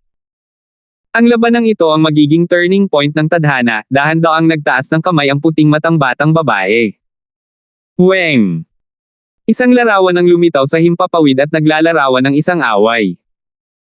Ang tao sa pinakagitna ay ang emperador ng kamatayan, na inaatake ng maraming tao sa lahat ng panig. Hindi ka panipaniwala, ang mga larawang ito ay patuloy na nagbabago. Halata na ang Eye of Destiny ng maliit na batang babae ay mas nagising sa nakalipas na ilang taon. Ang huling larawan sa dulo ay ang Emperor of Death at si Francis na magkaharap, at bawat isa sa kanila ay may malabo ngunit nakakatakot na imahe sa likod. Paano ito posible? Pinipilit ako ng mga taong ito na gamitin ang Shadow of the Death God. Hindi napigil ang mapabulalas ng emperador ng kamatayan. 745. Guru, ang paparating na labanan ay makakaapekto sa tadhana. Kahit na sino ang manalo o matalo, hindi na kita matutulungan, napakagatlabi ang puting matang batang babae. Naabot na niya ang kanyang limitasyon sa pagtulong sa Emperor of Death. Pagkatapos sabihin iyon, yumuko siya sa Emperor ng kamatayan at humiling na umalis. Kakalagkarin ko lang si Master pababa kung mananatili ako. Ang aking kapalaran ay wala sa Kang Ocean, ito ay nasa continent zone, sabi ng babaeng maputi ang mata, at may kakaibang liwanag na kumikinang sa kanyang mga mata habang nakatingin siya sa direksyon ng continent zone. Okay, hindi kita pipilitin, binigyan siya ng Emperor of Death ng matalim na tingin. Kung wala ang tulong niya, hindi niya kailanman mahahanap si Francis sa Kang Ocean. Higit pa rito, sinubukan niyang hulaan kung ano ang mangyayari sa lahat ng kanyang kapangyarihan. Sa isang tiyak na antas, ang emperador ng kamatayan ay may inisyatiba. Bago ako umalis, may gusto akong sabihin kay Master, biglang sabi ni Betty. Sige, sagot ng emperador ng kamatayan. Ang mga may-ari ng God Eyes ay itinadhana ng langit. Mahirap silang palitan, at ang Ninth God's Eye ay tila mas kakaiba. Sana ay hindi masyadong yumuko si Master dito. Sabi ni Betty pagkatapos ng ilang malalim na pag-iisip. Parehong si Betty at ang Emperor ng kamatayan ay mga inapo ng mga may hawak ng mata ng Diyos. Bagaman ang pagkakaiba sa pagitan ng God Eye of Destiny at ng Eye of Destiny ay isang mundo lamang, ang una ay ang ninuno at ang huli ay ang inapo lamang. Ang mata ng kamatayan ay pareho. Para maging may-ari ng God Eye of Death, ang Emperor of Death ay kailangang patayin ang God of Death at gamitin ang kanyang Eye of Death para maging susunod na God Eye owner. Ito ay dahil ang mga mata ng Diyos ay natatangi isa lamang sa bawat isa ang maaaring umiral sa universo. Gayunpaman, kahit na sa teorya, ang kahirapan sa paggawa nito ay halos ganap na imposible. Sa makatuwid, sinasabi ni Betty sa kanyang amo na may mga bagay na hindi maaaring pilitin. Alam ko ang ibig mong sabihin, huminto sandali ang Emperor ng kamatayan bago nagsalita ng may pananabik, gayunpaman, ang ikasyam na mata ng Diyos ay hindi pa tunay na nagigising, at hindi pa nag-mature ang may-ari nito. Ito ang pinakamadaling pagkakataon na magkaroon ng mata ng Diyos. Kung palalampasan ko ang pagkakataong ito, pagsisisihan ko ito habang buhay. Kung ihahambing sa pagpapalit ng orihinal na may-ari ng God's Eye, ang pagkakataong ito ay masasabing 1 sa 1 trilyon. Bagamat ang kahirapan ng pagpatay kay Francis ay lalong tumitindi, may pag-asa pa rin, at hanggat may pag-asa, ang Emperor ng kamatayan ay hindi susuko. Higit pa rito, sa sandaling ito, mayroon siyang ganap na kalamangan sa lakas. Sa loob ng 18 Corners Pirate Sacred Land, isang madilim na liwanag ang dumaan sa walang limitasyong karagatan, at ang lamig na nagmumula rito ay naging dahilan upang tumahimik at manginig ang mga hayop sa malapit dahil sa takot. Ito ay ang emperador ng kamatayan. Nagsimulang kumikibot ang puso ng mga pirata na kanyang nadaanan. Nakatanggap din ng balita ang Cold Moon Emperor, Francis, at ang kumpanya sa Desolated Canyon tungkol sa kanyang paglapit. Upang harapin ang Emperor ng kamatayan, inutusan ng Cold Moon Emperor ang lahat ng mataas na echelon ng Pirate Sacred Land na maghanda. Malapit na siya, si Francis ay naging isang kidlat at lumipad patungo sa walang limitasyong lugar ng karagatan. Sumunod naman ang Cold Moon Emperor, ang Batang Demigod, ang Giant Shark King, at ang Ghost Scaled King. Ilang sandali pa, nagdilim ang langit nang makita ang isang matandang maringal na figure. Emperor ng kamatayan. Ang mga puso ng Cold Moon Emperor at ng kumpanya ay nanginginig habang sila ay nagbabantay. Ang taong ito ay isa sa pinakamatandang emperador sa karagatang Kang, at madalas siyang tinatawag na bangungot. Isang bagong emperor at 2 pictier kings. Francis, sa tingin mo ay ang mga taong ito lang ang makakapatay sa akin. Ang tinig ng emperador ng kamatayan ay napuno ng lamig at panunuya. Ang sitwasyon sa harap niya ay ang iginuhit ni Betty gamit ang Eye of Destiny, kaya handa siya para dito. Nagkatinginan si Francis at ang kumpanya. Ang Emperor of Death ay tila hindi nagulat sa kasalukuyang eksena. Sa kabaligtaran, parang inaasahan niya ito. Emperor of Death, tumawa si Francis, halos lahat ng nasasakupan mo ay pinatay ko, at ang iyong disipulong si Wen Luoan ay nagpasabog sa harap mo. Doon ba nagmumula ang iyong pagtitiwala? Nang marinig iyon, naging pangit ang mukha ng Emperor of Death. Ang pressure na sinubukan niyang gawin ay agad na nabasag. Maghihiganti ako para sa kanila sa pamamagitan ng pagpatay sa iyo. Pagkatapos ay hahanapin ko ang mata ni Sumsara at babayaran ko sila, samantalang ikaw ay mamamatay at magdurusa sa sakit para sa kawalang hanggan. Ang ngiti sa mukha ng Emperor ng Kamatayan ay naging malamig at nakamamatay. Hindi napigilan ng Cold Moon Emperor at ng kumpanyang hindi masinok. Ang Emperador ng Kamatayan ay medyo malupit. Hindi niya nais na tapusin lamang ang kasalukuyang buhay ni Francis, gagawin din niyang hilingin ni Francis ang kamatayan sa kanyang susunod na buhay. Natense ang atmosphere. Biglang ibinuka ng Emperor of Death ang kanyang mga braso, at lumitaw sa hangin ang isang malagkit na itim na spatial na dimensyon ng kamatayan. Munting mundo. Naramdaman ng Cold Moon Emperor at ng kumpanya ang walang kapantay na kapangyarihan ng isang munting mundo. Nilamon ng munting mundo ng kamatayan ang Heaven Earth Yuan Chi sa malapit at hinaila ang lahat lalo na ang mga kaluluwa patungo dito. Naging mabigat ang puso ng batang demigod at ng dalawang Pictier Kings nang makaramdam sila ng matinding pressure sa kanila. Ang kapangyarihan ng kamatayan ay patuloy na lumawak, na parang gusto nitong tapusin silang lahat ng sabay-sabay. Ang munting mundo ay naging mas corporeal, at ito ay parang isang itim na kailaliman. Kapag sila ay sinipsip dito, ang resulta ay hindi maiisip. Sisirain ko lang ang munting mundo mo. Hinawakan ng Cold Moon Emperor ang kanyang espada at talon at nagpadala ng malamig na liwanag ng buwan sa hangin. Ang espada at talon ay lumikha ng malalaking bangin sa dilim, napakalalim na ang ilalim ay hindi makita. Ang interaksyon ng espada at talon ay tila baluktot sa espasyo mismo, at ang munting mundo ng kamatayan ay nagpakita ng mga palatandaan ng pagiging hindi matatag. Nagbago ang ekspresyon ng Emperor of Death. Hindi niya inaasahan na ang babaeng ito ay isang emperador na dalubhasa sa opensa. Ang Cold Moon Emperor ay nagkaroon ng walang kapantay na mga pag-atake kahit noong siya ay isang hari, at siya ay isa sa mga pinakamahusay sa mga tuntunin ng pagkakasala sa Pirate Sacred Land. Bagamat hindi pa rin siya nakakabuo ng sarili niyang little world, malapit nang magkatotoo ang kanyang spatial domain, at bawat pag-atake niya ay naglalaman ng kapangyarihang hatiin ang langit at lupa. Sa mga tuntunin ng pagkakasala, ang Cold Moon Emperor ay mas malakas kaysa sa mga normal na emperor. Sabay-sabay na pag-atake.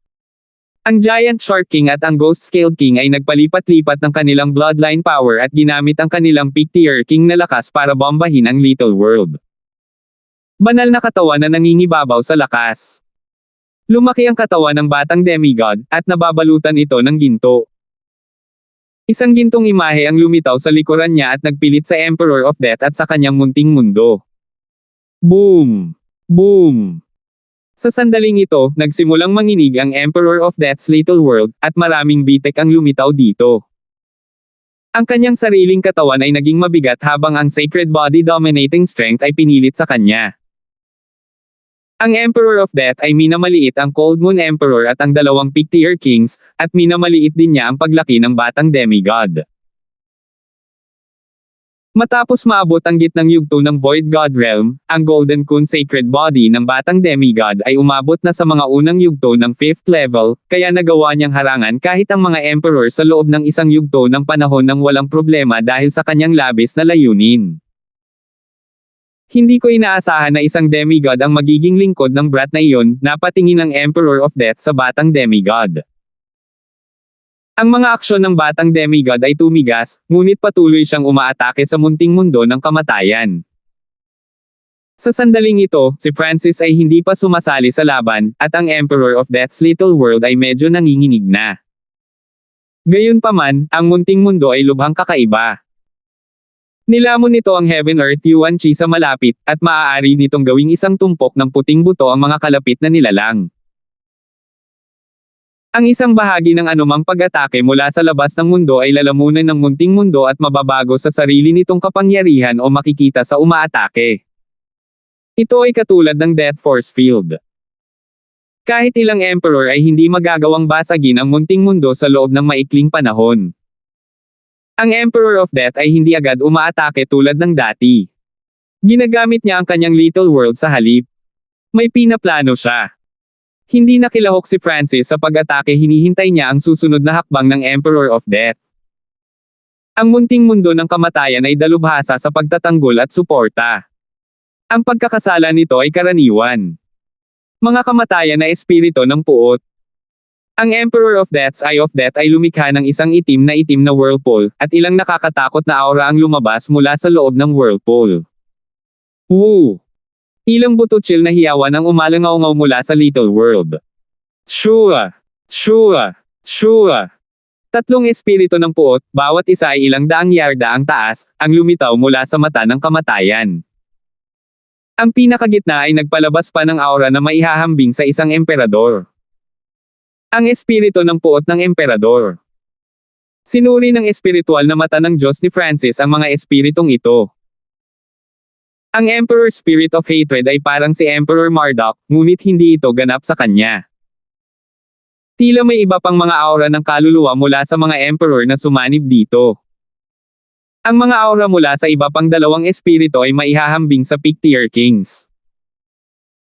Sa gitna ng mga alulong at hiyawan, ang tatlong espiritu ng puot ay sumugod sa Cold Moon Emperor, sa Giant Shark King, at sa Ghost Scale King. Nanginig ang kanilang mga puso, at ang kanilang mga kaluluwa ay nabalisa. Ang bawat isa sa mga espiritu ay nabuo ng hindi bababa sa tatlong bahagyang kaluluwa ng mga emperador o hari. Ang Cold Moon Emperor, ang Giant Shark King, at ang Ghost Scale King ay napilitang umatras. Ang tatlong espiritu ng puot na ito ay hindi lamang mga normal na espiritu ng puot, mayroon silang malalakas na kakayahan sa pag-atake ng soul, pati na rin ang kakayahang bawasan ang pinsala ng mga pisikal na pag-atake.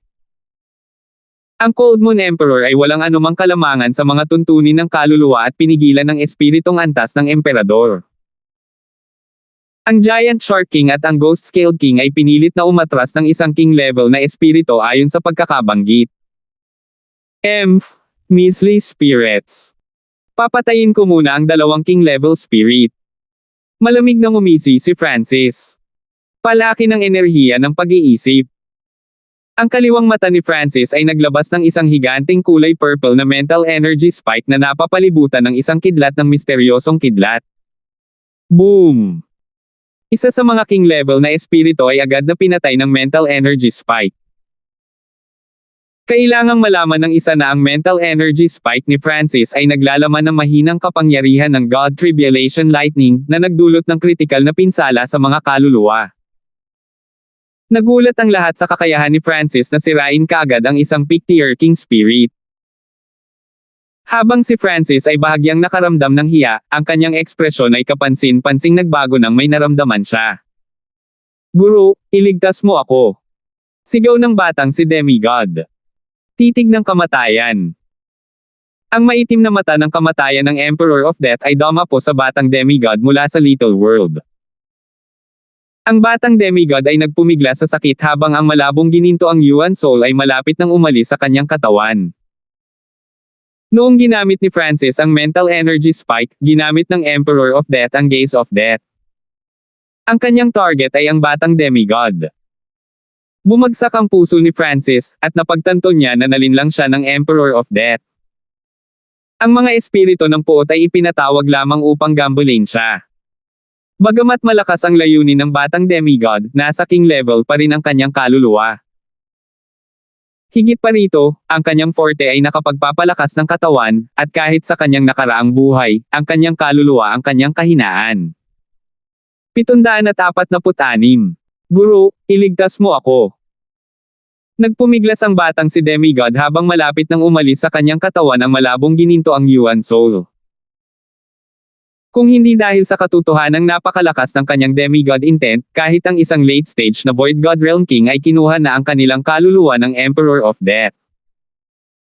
Hanggat tapusin ko ang nabuhay na demigod na si Cain, si Francis at ang iba pa ay walang dapat ikabahala. Ang Emperor of Death ay nagtago sa kanyang munting mundo at ganap na pinaikot ang kanyang Eye of Death sa maximum.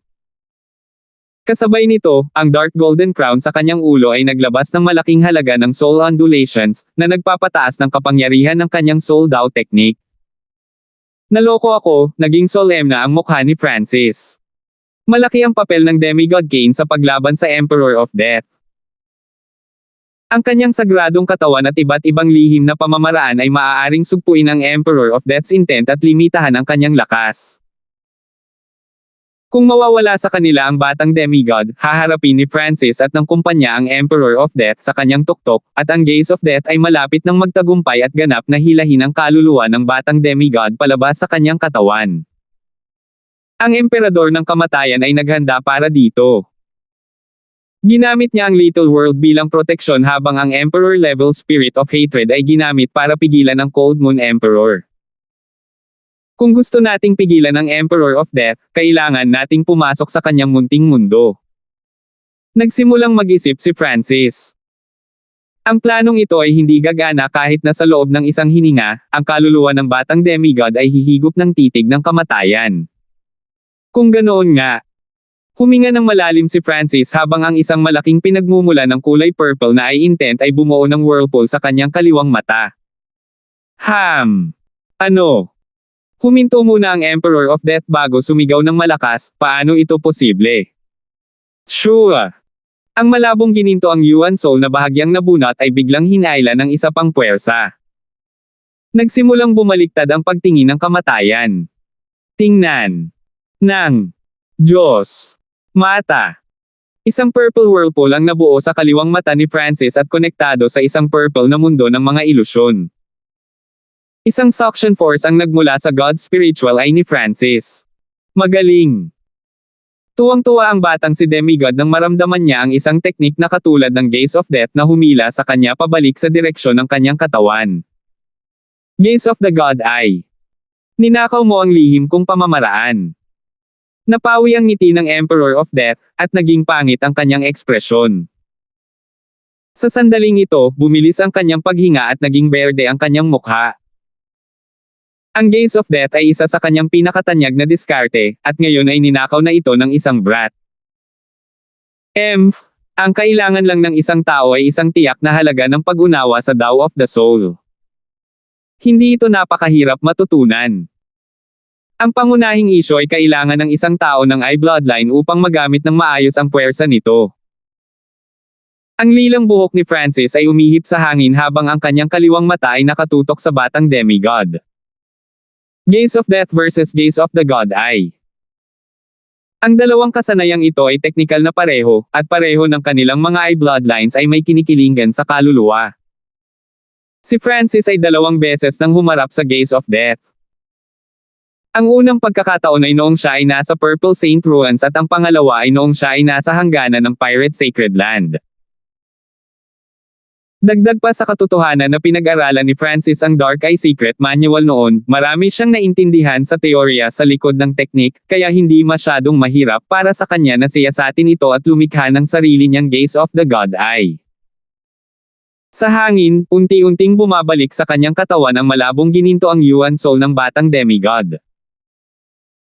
Sa pagkakaroon ng demigod intent, ang kapangyarihan ng kanyang pakikibaka laban sa Gaze of Death ay halos kapareho ng pakikibaka ng isang emperador. Nangangahulugan ito na kailangang harapin ng Emperor of Death ang pinagsamang kapangyarihan ni Francis at ng batang demigod kapag sinusubukang nakawin ang Yuan Soul. Emperor of Death, ang iyong mga diskarte ay magiging mas sikat sa pamamagitan ko, tumawa si Francis. Galit na ang Emperor ng Kamatayan, at halos lumuwa siya ng dugo nang marinig iyon. Ang malabong gininto ang Yuan Soul ng batang demigod ay bumalik sa kanyang katawan at binantayan sa tulong ni Francis. Upang maiwasan ang Emperor of Death na gawin ito muli, ginamit ni Francis ang kanyang kapangyarihan sa Eye Bloodline para mag-set up ng layer ng proteksyon na ginawa mula sa God Tribulation Lightning sa paligid ng Yuan Soul ng batang demigod. Nangangahulugan ito na, kung gusto ng Emperor ng Kamatayan na subukang muli, kailangan niyang harapin ang kapangyarihan ng God Tribulation Lightning, ibig sabihin ay hindi ito gagana ng maayos.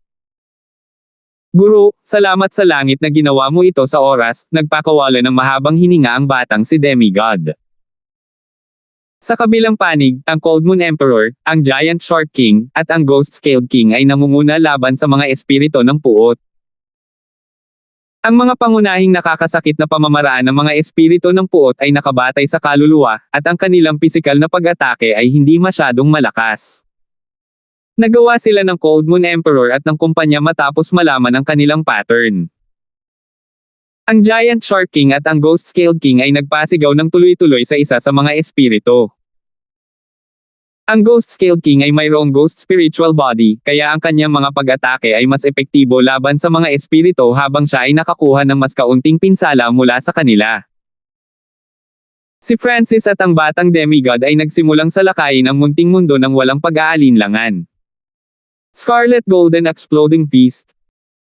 Inilibot ni Francis ang kanyang Scarlet Gold Destruction Wind Lightning at sumuntok, na lumikha ng isang bagyo ng iskarlate at ginto na tumakip sa kalangitan. Ang buong madilim na sukat ay natatakpan ng isang iskarlate gintong liwanag na tila yumanig sa kalawakan mismo. Ang suntok na ito ay naglalaman ng 3 spatial domain ni Francis habang nakikipagsagupaan ito sa Little World. Basag. Nagsimulang lumitaw ang mga bitek sa Little World, at ang isa ay kahit ilang milya ang haba. Ang Scarlet Golden Exploding Fist ay nakatuon sa salitang, sumasabog, at mayroon itong kapangyarihan ng God Tribulation Lightning na nakapaloob dito. Hindi maganda. Ang ekspresyon ng Emperor of Death ay kapansin-pansing nagbago habang ang kanyang munting mundo ay binomba at napuno ng mga butas. Ngayon na ang kaluluwa ni Francis ay naka-absorb ng higit sa 200 tipak ng God Tribulation Lightning sa kabuuan, ang aura nito ay mas lumapot kaysa dati, at ang pinsalang dulot nito ay mahirap ayusin. Ang Emperor of Death's Little World ay nakabatay sa kanyang True Yuan Dimension, kaya maaari niyang ayusin ang pinsala sa kanyang Little World gamit ang kanyang sariling kapangyarihan. Gayunpaman, ang pagkawasak na dulot ng God Tribulation Lightning ay masyadong malakas. Napinsala nito ang istruktura at pinagmula ng munting mundo mismo, ibig sabihin ay halos imposible itong ayusin. Emperor of Death, wawasakin ko muna ang munting mundo mo. Umungol si Francis, at pinakawalan niya ang kanyang mga pag-atake habang nabuo ang isang pares ng mga pakpak sa kanyang likuran. Ang mga pakpak ng hangin at kidlat ay nadagdagan ang kanyang mapanirang kapangyarihan, at ang kanyang kalamangan sa bilis ay nagpapahintulot sa kanya na kumilos ayon sa gusto niya. Paghihigpit sa Yuan Palm. Heaven Silang 18 Palms. Ginamit ng batang demigod ang kanyang pinakamataas na layunin at nilimitahan ang lakas ng Emperor of Death. Ang daloy ng Yuan Qi sa loob ng munting mundo ay nagsimulang maging mas magaspang habang ang kapangyarihan nito ay nabawasan. Katawa-tawa. Ang Emperor of Death ay galit na galit habang pinapanood niya ang kanyang sariling Little World na napinsala. Kung ikukumpara sa ilang buwan na ang nakalipas, si Francis at ang batang demigod ay mas malakas. Sila ay lumalaki sa hindi kapani-paniwalang mga rate. Nilinang ni Francis ang Scarlet Gold Destruction Wind Lightning na hindi pa lumitaw noon, at naka-absorb pa siya ng ilang daang tipak ng God Tribulation Lightning. Nakatuon si Francis sa pagsira sa pundasyon ng Little World, at madaling makita ng kanyang God Spiritual ay ang mga flaws ng Emperor of Death's Little World. Death Force Field. Ang Emperor of Death's Little World ay mabilis na nawala at napalitan ng force field na lumamon sa lahat ng buhay at kapangyarihan sa malapit. Ang radius ng Death Force Field ay mas maliit, ngunit maaari itong sumipsip at magpakita ng pinsala ng mas mahusay. Gayunpaman, ang Scarlet Gold Destruction Wind Lightning ni Francis ay iba sa dati dahil mayroon na itong kapangyarihan ng God Tribulation Lightning na sumanib dito. Boom! Boom! Boom! Nagsimulang manginig ang Death Force Field, at halos hindi nito maipakita ang wala pang 30% ng mga pag-atake ni Francis. Ang kidlat ng kapigatian ng Diyos ay sumalungat sa halos lahat ng bagay sa mundo, kasama na ang kapangyarihan ng kamatayan, kaya paano maa-absorb at masasalamin ang lahat ng ito. Ang Death Force Field ay manganginig sa tuwing magsasagupaan ang dalawang kapangyarihan, at ito ay gumamit ng maraming enerhiya. Paghihigpit sa Yuan Palm. Nagbago din ang mga atake ng batang demigod. Ang paghihigpit sa Yuan Palm ay naghihigpit sa bawat uri ng Yuan Qi. Kapag ito ay pinagkadalubhasaan sa isang tiyak na antas, maaari pa nitong i-seal ang lahat ng yuan qi sa loob ng isang partikular na lugar.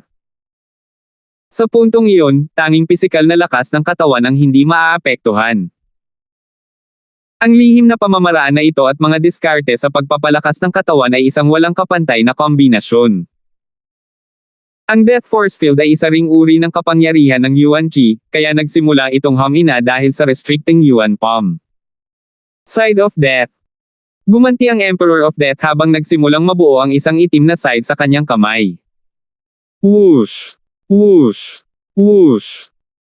Ang side ay kumikislap sa hangin habang ito ay hinihiwa patungo kay Francis at sa batang demigod, ngunit sa tulong ng restricting yuan palm, ang daloy ng yuan qi mula sa mga pag-atake at depensa ng Emperor of Death ay hindi na kasing kinis ng dati. Ding! Ding! Ding! Lumipad kung saan-saan ang mga spark mula sa katawan ni Francis at ng batang demigod. Ang kanilang pisikal na depensa ay umabot sa isang napakalaking antas. Si Francis ay mayroong Mystic Eye-scaled race na bloodline, at lahat ng pisikal na pag-atake ay magsisimulang mag-freeze kapag sila ay lumapit sa kanya. Napakalakas din ng mga kaliski sa kanyang balat. Ang Golden Kun Sacred Body ng batang demigod ay umabot na sa mga unang yugto ng 5th level. Mahihirapan ng Peak-tier Kings na masira ang kanyang depensa. Ang kailangan lang niyang gawin ay manatili kay Francis at alagaan ang mga kontra-atake ng Emperor of Death. Panoorin kung paano ko sirain ang iyong Death Force Field. Mabilis na gumalaw si Francis sa himpapawid kasama ang batang demigod at sinimulang i-condense mula sa kidlat ang 100 yarda na Scarlet Gintong Sibat. Ang Scarlet Gold Destruction Wind Lightning ay lumitaw sa anyo ng isang sibat. Whoosh! Ang Scarlet Gintong Sibat ay may mapangwasak na aura pati na rin ang God Tribulation Lightning, at diretso itong tumusok sa Death Force Field. Habang nagsimulang pumutok ang Death Force Field at naging hindi matatag. Ding! Dang! Dang! Ikinaway ng Emperor of Death ang kanyang Side of Death at nakipagsagupaan sa Scarlet Gold Spear of Lightning ni Francis, na lumikha ng isang alon ng ipinagbabawal na kapangyarihan. Umalis. Ang mga ekspresyon ng Giant Shark King at ng Ghost Scaled King ay kapansin-pansing nagbago habang sila ay umatras. Nakakatakot na kapangyarihan. Naramdaman ng Cold Moon Emperor ang sagupaan sa pagitan ni Francis at ng Emperor of Death, at maging siya ay kinailangan pang umatras ng kaunti. Ang natitirang espiritu ng puot sa antas ng hari ay puno na ng mga pinsala. Agad itong napatay sa shockwave. Ang Emperor of Death, Francis, at ang batang demigod ay nag-aaway, at wala silang oras na mag-alala tungkol sa mga espiritu ng puot. Habang mas matagal na lumaban ang Emperador ng Kamatayan, mas nabigla siya. Ang lakas ni Francis ay lumago sa nakababahala na bilis. Ang Scarlet Gold Destruction Wind Lightning ay lumampas na sa Wind Lightning Inheritance, at ang kanyang lakas sa pakikipaglaban ay mas malakas pa kaysa sa Wind Lightning Emperor sa kanyang tuktok. Ang Wind Lightning Emperor ay walang God Tribulation Lightning na sumanib sa kanyang mga pag-atake. Si Francis ay mayroon ng battle power ng isang Peak Emperor. Ang Cold Moon Emperor at ang dalawang Peak-tier Kings ay natigilan. 747. Ang kabuuang lakas ng labanan ni Francis ay talagang hindi mas mahina kaysa sa mga nangungunang Emperor. Matapos sumanib ang God Tribulation Lightning sa Scarlet Gold Destruction Wind Lightning, nalampasan nito ang orihinal na limitasyon ng Wind Lightning Inheritance at binigyan ang kanyang mga pakpak ng walang kapantay na bilis. Ang Mystic Eye-scaled race ay isa sa nangungunang daang 10,000 ancient races. Mayroon itong napakalakas na depensa, at kasama ito ng isang spatial na domain. Ang potensyal ng espiritual na mata ng Diyos ay nag-ingat sa Emperador ng Kamatayan. Ang tanging kulang kay Francis ay ang paglilinang. Pagkatapos ng lahat, ang Emperor of Death ay nabuhay ng napakatagal habang si Francis ay nasa 20 anyos pa lamang. Sa hangin sa itaas ng walang limitasyong karagatan, ang Emperor of Death at Francis ay pumasok sa isang napakainit na labanan. Siyempre, malaki ang papel ng batang demigod sa laban na ito. Dahil sa kanyang pag-iral, ang Emperador ng Kamatayan ay hindi nakagamit ng maraming pamamaraan o naipalabas ang kanyang buong kapangyarihan. Ang Emperador ng Kamatayan ay nagalit. Ang kanyang mata ng kamatayan, na pinagkakatiwalaan niya, ay tinutulan ng ikasyam na mata ng Diyos sa isang tiyak na antas. Sa sagupaan sa pagitan ng gaze of death at ng gaze of the God ay dati, ang kanyang eye bloodline ay nanginginig sa pagkabalisa, at hindi siya nang ahas na gamitin ang kanyang eye of death kung sakaling magising nito ang ikasyam na mata ng Diyos. Boom! Ang tunog ng isang pagsabog ay tumunog sa dimensyon ng kaluluwa sa hindi kalayuan. Ang natitirang espiritu ng puot sa antas ng emperador ay pinatay ng Cold Moon Emperor at ng kumpanya. Sabay-sabay na pag-atake. Ang Cold Moon Emperor, ang Giant Shark King, at ang Ghost Scaled King, ang tatlong pinakamalakas na pirata, ay sinisingil. Wala sa kanila ang simple. Ang Giant Shark King at ang Ghost Scaled King ay may hindi pangkaraniwang mga bloodline, at ang kanilang mga kapangyarihan sa labanan ay napakalapit sa isang emperor. Dalubhasa rin ang dalawa sa pagtatanggol at kaligtasan. Sa oras na ito, tulad ng hula ng babaeng maputi ang mata, ang Emperor of Death ay inaatake ng grupo. Bakit? Nadama ng Emperor of Death ang isang hindi mapigil ang tadhana. Sinubukan niyang kontrahin ang tadhana, ngunit walang nagbago. Sa pagdaragdag ng Cold Moon Emperor at ng kumpanya, ang Emperor ng kamatayan ay nasa dehado sa unang pagkakataon. Walang kapantay na espada at talam. Ang espada at talam ng Cold Moon Emperor ay nag-intertwine, na lumikha ng isang bagyo ng liwanag ng buwan. Wengshu.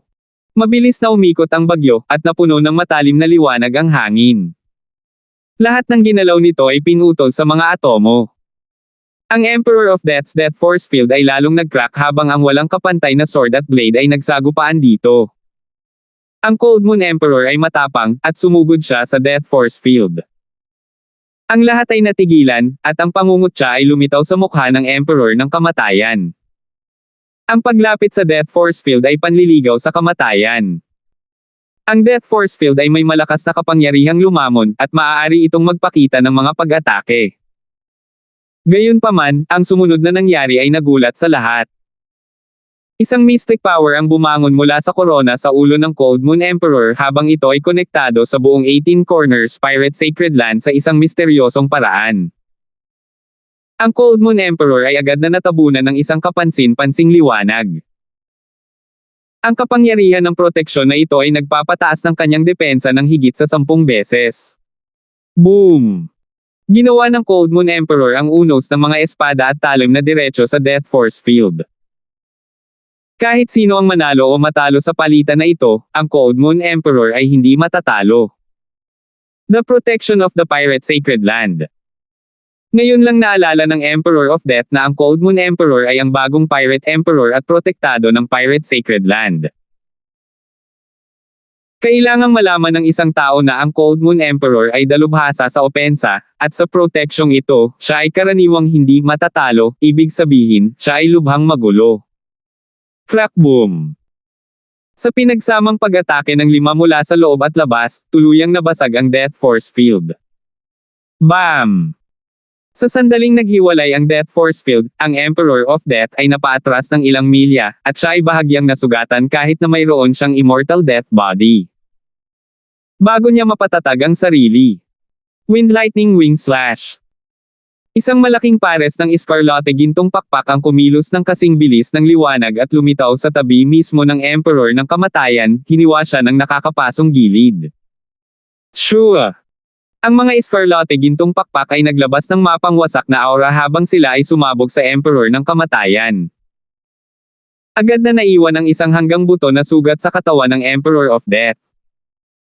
Kung hindi lang dahil mayroon siyang immortal death body, napilaya na siya o napatay na. Ang Emperor ng kamatayan ay dumaing dahil sa kanyang pinsala. Nakakatakot, ang pinsalang dulot ng kapangyarihan ng God Tribulation Lightning kasama ang aura ng destruction ay halos walang hanggan at hindi na mababawi. Paghihigpit sa Yuan Palm. Bahaghari ng mga espada at talam. Pumasok ang batang demigod at ang Cold Moon Emperor mula sa kabilang direksyon. Kinailangan ng Emperor of Death na ipatawag ang kanyang munting mundo upang harangan ang kanilang mga pag-atake, ngunit ang magagawa lamang nito ay pigilan sila. Ang munting mundo ay hindi makakapagtagal laban sa 5 ekspertong ito. Sa ilang paghinga lang, maraming butas at puwang ang nagsimulang lumitaw sa munting mundo, ang ilan ay mula kanina at ang ilan mula ngayon. Huwag mo siyang hayaang tumakbo. Nagkatinginan sina Francis at ang Cold Moon Emperor habang sumusugod sila sa kailaliman ng Little World. Sa ilalim ng normal na mga sitwasyon, ang pagpasok sa Little World ng kalaban ay hindi magandang ideya, ngunit ang Little World of Death ay lubhang napinsala sa sandaling ito, kaya hindi sila natakot. Ang Cold Moon Emperor ay may proteksyon ng Pirate Sacred Land at hindi siya matatalo, kaya malinaw na hindi niya kailangang mag-alala. Ice Imperial Spear. Isang ice blue na likido ang Dom alloy sa bloodline ni Francis at bumuo ng isang layer ng baluti ng yelo sa ibabaw ng kanyang katawan. Pagtatatak ng langit at lupa sa yelo. Umungol si Francis habang pinapakawalan niya ang kapangyarihan ng kanyang 10,000 Ancient Races bloodline, at isang malakas na lamig ang nagyelo sa espasyo. Agad na nagsimulang lumitaw ang yelo sa munting mundo, at ang kapangyarihan nito ay lalong humina. Walang kapantay na espada at talam. Hiniwa ng Cold Moon Emperor ang kanyang espada at talam sa paligid, na lumilikha ng bagyo ng liwanag ng buwan na pumuno sa hangin. Nagsimulang gumuho ang mundo saan man sila magpunta. Boom! Boom! Boom! Ang munting mundo ay nagsimulang manginig at malapit ng tuluyang masira. Hindi nagtagal ay dumating si Francis at ang Cold Moon Emperor sa harap ng Emperor of Death. Sa dimensyong ito, ang emperador ng kamatayan ay protektado ng munting mundo, ngunit sa kasamaang palad, ang mundo ay malapit ng masira, at hindi na siya nito mapalakas.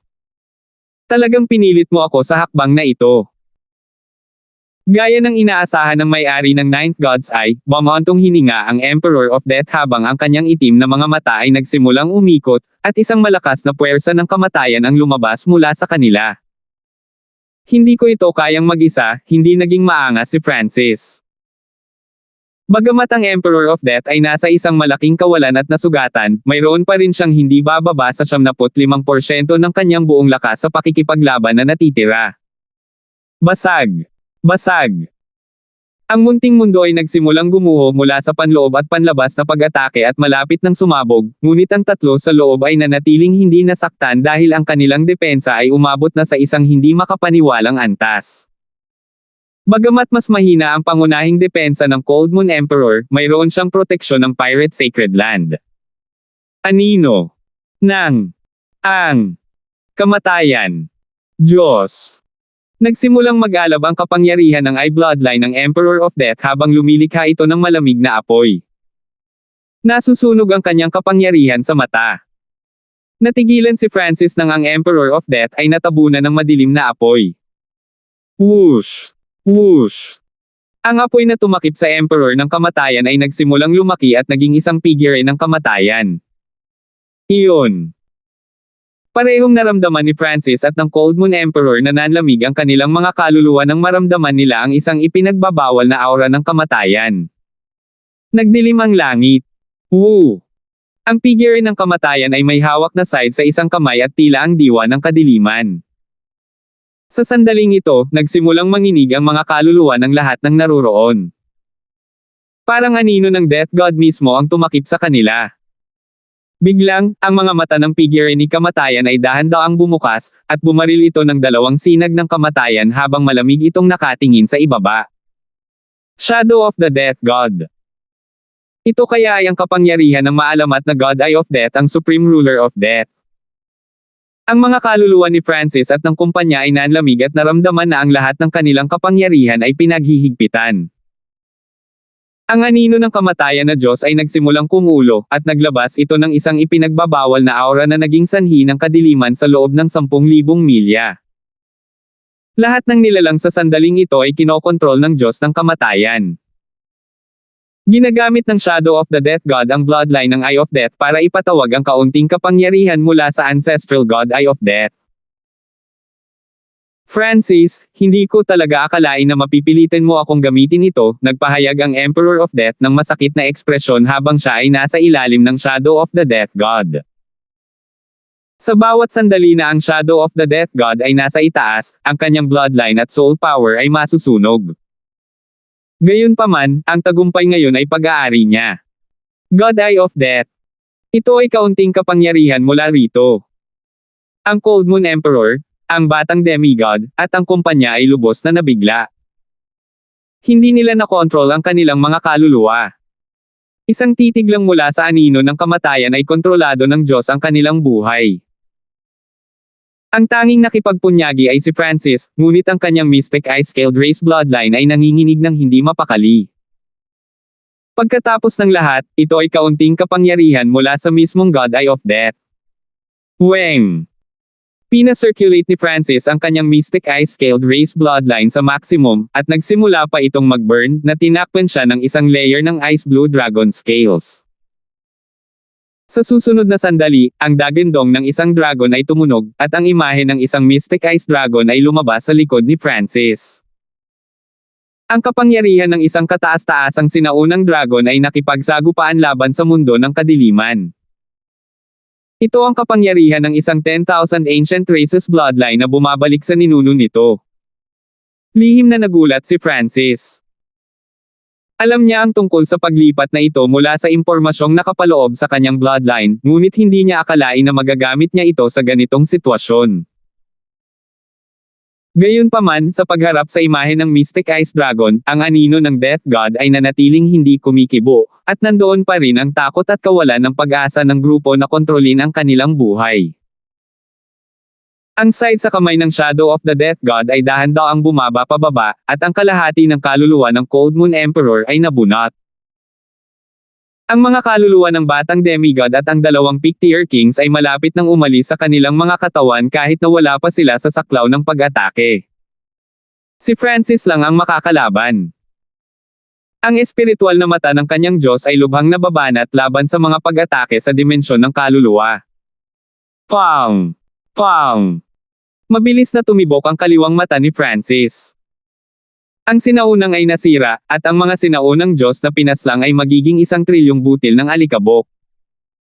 Isang buntong hininga ang tila umalangaw-ngaw sa buong kalawakan at panahon. Boom! Nanginig ang buong dimensyon ng kanyang kaliwang mata, at nagsimulang mag-init ang linya ng dugo sa mata ni Francis. Isang malabong lilang apoy ang bumalot sa katawan ni Francis. Weng! Ang figure ng isang sinaunang Diyos na demonyo ay nagsimulang mabuo sa gitna ng malabong lilang apoy, at lumitaw ang isang sinaunang, kahangahangang aura, na naging dahilan upang bahagyang tumigas ang mga aksyon ng Shadow of the Death God. Salamat po at sinamahan ninyo ako. Ingat lagi mga master.